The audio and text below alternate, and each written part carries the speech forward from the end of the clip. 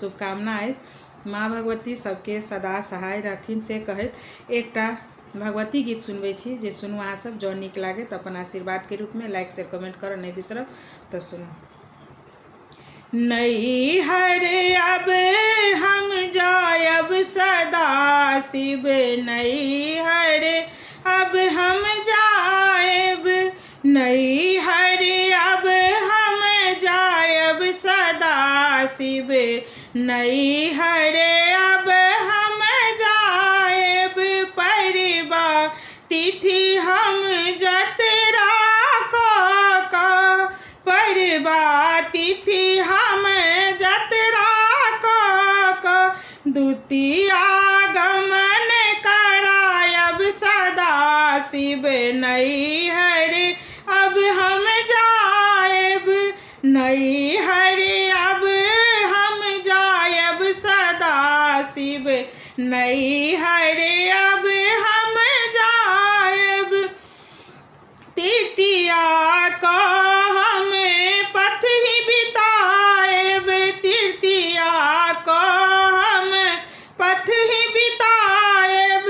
चौठ में काजर लगायब सदा शिव, नैहर अब हम जायब, नैहर अब हम जायब सदा शिव, नैहर अब हम जायब। पंचमी चंदन अंग लगायब, पंचमी चंदन अंग लगायब। षष्ठी बेल तर जायब सदा शिव, नैहर अब हम जायब, नैहर अब हम जायब सदा शिव, नैहर अब हम जायब।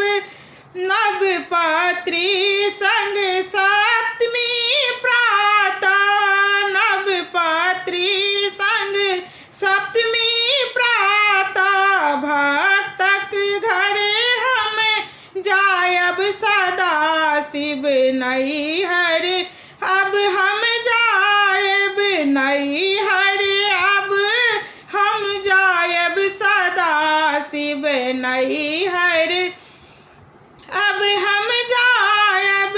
अष्टमी दिन महापूजा निसी, अष्टमी दिन महापूजा निसी।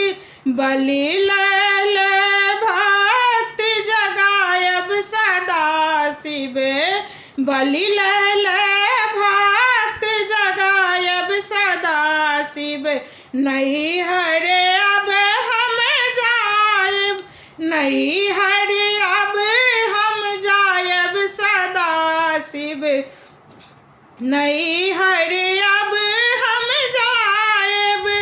नवमी में त्रिशूलक पूजा, बहुविधि बलि चढ़ायब सदा शिव, बलि बहुविधि बलि चढ़ायब सदा शिव, नैहर अब हम जायब, नैहर अब हम जायब सदा शिव, नैहर अब हम जायब।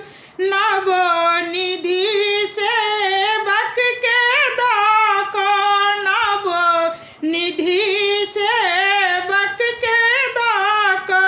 दसवीं कलश उठायब सदा शिव, दसवीं कलश उठायब सदा शिव, नैहर अब हम जायब, नैहर अब हम जायब सदा शिव, नैहर अब हम जायब। भनहि विद्यापति जननी कहल शिव, भनहि विद्यापति जननी कहल शिव। फेर अपन गृह आयब सदा शिव, फेर अपन गृह आयब सदा शिव, नैहर अब हम जायब।